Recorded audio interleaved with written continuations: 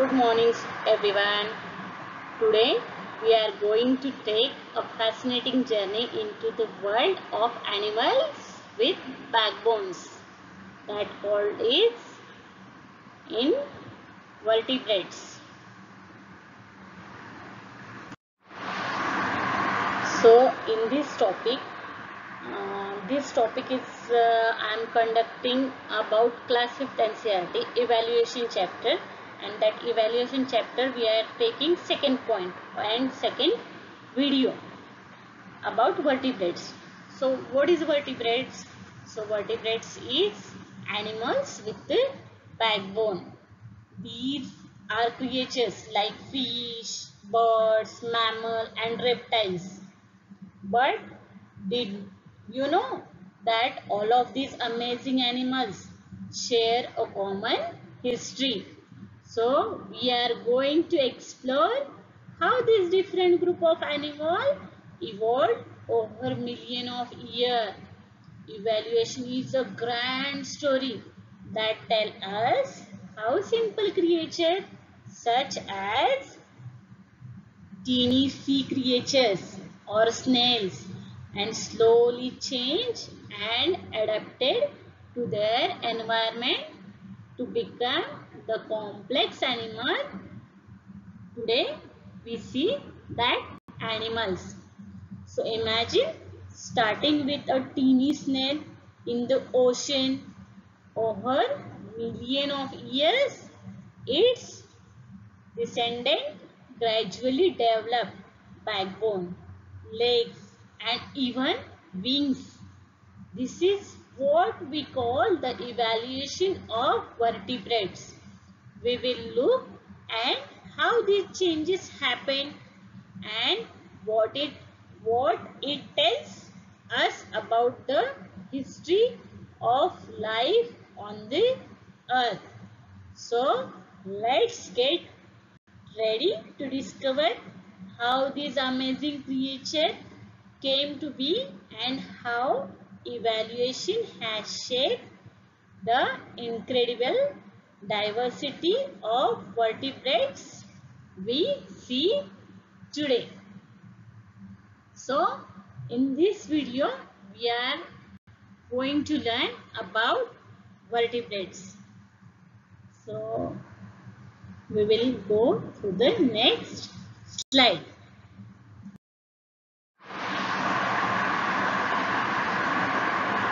So आपण यामध्ये काय पाहिलं तर आपण यामध्ये पाहिलं की सुरुवातीच्या कालखंडामध्ये काय झालेलं होतं की सर्वात पहिल्यांदा एक पेशी असे ऑर्गॅनिझम या पृथ्वीवर आले आणि त्यालाच आपण काय नाव दिलं प्रोटोझा असं नाव दिलं आणि या प्रोटोझाचं रूपांतरण काय झालं बहुपेशीय अशा खूप साऱ्या ऑर्गॅनिझम्स मध्ये झालं आणि त्याच्यामध्ये खूप सारे बदल होत गेले आणि तेव्हापासून ते आतापर्यंत व्यक्तीमध्ये प्राण्यांमध्ये पक्ष्यांमध्ये बदल हे होतच राहतात आणि ह्या मल्टीसेल्युलर ऑर्गॅनिझम मध्ये पण बदल होत गेले मग त्यामध्ये प्लांट्स त्यानंतर त्यामध्ये ॲनिमल्स या सगळ्यांची उत्पत्ती झाली आणि या उत्पत्तीमध्ये सगळ्यात फर्स्ट जी उत्पत्ती झाली त्याला आपण काय म्हणतो इनव्हर्टिब्रेट्स.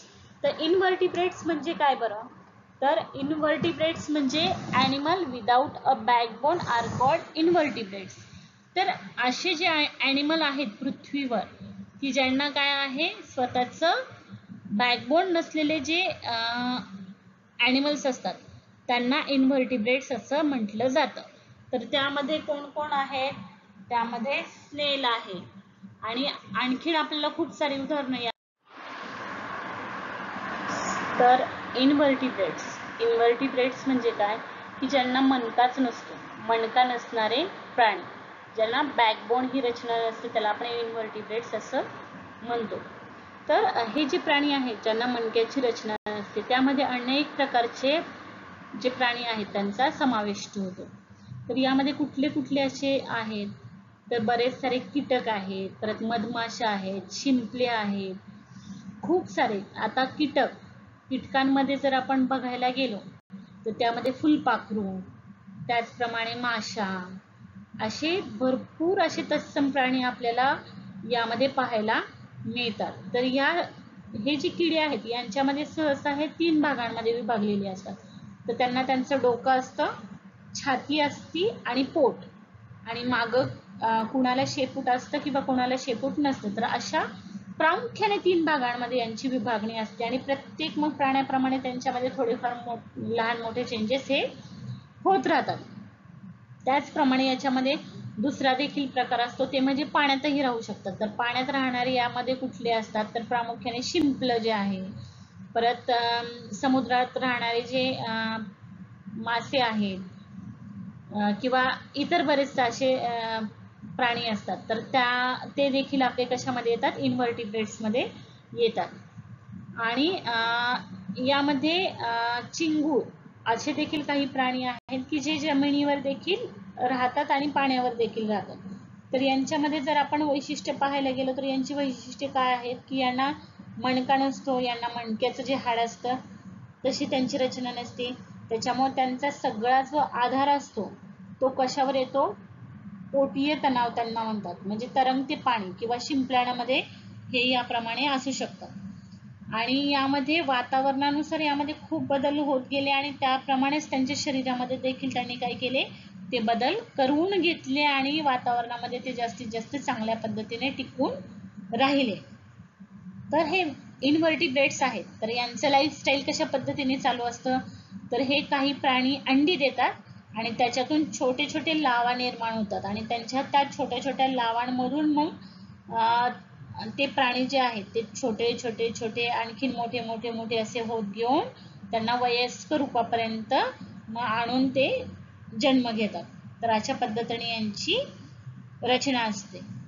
आणि यांचं महत्व काय आहे, तर यांचं पर्यावरणामध्ये खूप महत्वाची भूमिका आहे. तर हे काय करत असतात, आपल्या पोषण साखळीचा खूप महत्वपूर्ण भाग आहे आणि आपली जमीन जी आहे त्या जमिनीचा पुनर्वापर करण्यासाठी, त्यांचं संतुलन राखण्यासाठी, आपल्या इकोसिस्टमला बॅलन्स करण्यासाठी या प्राण्यांचं, इन्व्हर्टिब्रेट्सचं अतिशय महत्वाचं असं स्थान आहे.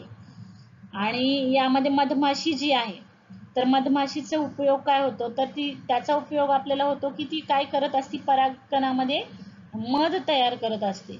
त्याच्यामुळे आपल्याला मध ही गोष्ट आपल्याला मधमाशीकडून मिळते. त्याच्यामुळे आपल्याला मधमाशीचे देखील तितकंच महत्व आहे. त्याचप्रमाणे शिंपलं जे आहे तर त्याचं देखील खोल समुद्रामध्ये विविध अन्न साखळीमध्ये त्याचं स्वतःचं एक स्थान आहे. अशा प्रकारे जर आपण पाहायला गेलं तर हे इन्व्हर्टिब्रेट्स आहेत, हे पृथ्वीवरील जीवनाच्या विविध उत्क्रांतीच्या टप्प्यामधला एक महत्वाचा भाग आहे आणि त्याच्या अद्भुत शरीर रचनांनी आणि जीवनशैलीने पर्यावरणामध्ये विशेष त्यांनी स्थान निर्माण केलेलं आहे आणि पर्यावरणाचं संतुलन जे आहे ते या इन्व्हर्टिब्रेट्समुळे काय झालेलं आहे, मेंटेन राहिलेलं आहे. त्याचं संतुलन यामुळे निर्माण झालेलं आहे. तर अशा प्रकारे प्रत्येक प्राण्याचं जसं महत्व आहे तसं या इन्व्हर्टिब्रेट्स म्हणजे ज्यांना बॅकबोन नाहीये अशा ह्या प्राण्यांचं आपण आजच्या पाठामध्ये महत्व समजावून घेतलेलं आहे. पुढचा आपण स्पेसिफिक हा जो आपल्याला इथं व्हर्टिब्रेट्स पॉइंट दिसत आहे तो व्हर्टिब्रेट पॉइंट मी नेक्स्ट व्हिडिओमध्ये अतिशय व्यवस्थित पद्धतीने एक्सप्लेन केलेला आहे. फक्त तुम्हाला फरक लक्षात यावा की इन्व्हर्टिब्रेट्स आणि व्हर्टिब्रेट्स असे 2 प्रकार असतात. त्यासाठी मी तुम्हाला यामध्ये हा व्हर्टिब्रेट्स पॉइंट इथं टाकलेला आहे. पण हा पॉइंट मी अतिशय व्यवस्थितपणे नेक्स्ट आपला जो व्हिडिओ तयार केलेला आहे त्यामध्ये मी तो एक्सप्लेन केलेला आहे. त्यासाठी आपला पुढचा व्हिडिओ व्हर्टिब्रेट्सच्या आधारे जो मी टाकलेला आहे तो नक्की पहा. ठीक आहे. तर आशा करते तुम्हाला इन्व्हर्टिब्रेट्स म्हणजे काय हे अतिशय व्यवस्थितरित्या समजलं असेल आणि माझा व्हिडिओ आवडला असेल तर माझ्या व्हिडिओला लाईक, शेअर, सबस्क्राईब नक्की करा आणि तुमच्यासारख्या विद्यार्थी मित्रांपर्यंत माझा व्हिडिओ जास्तीत जास्त शेअर करा. थँक्यू विद्यार्थी मित्रांनो.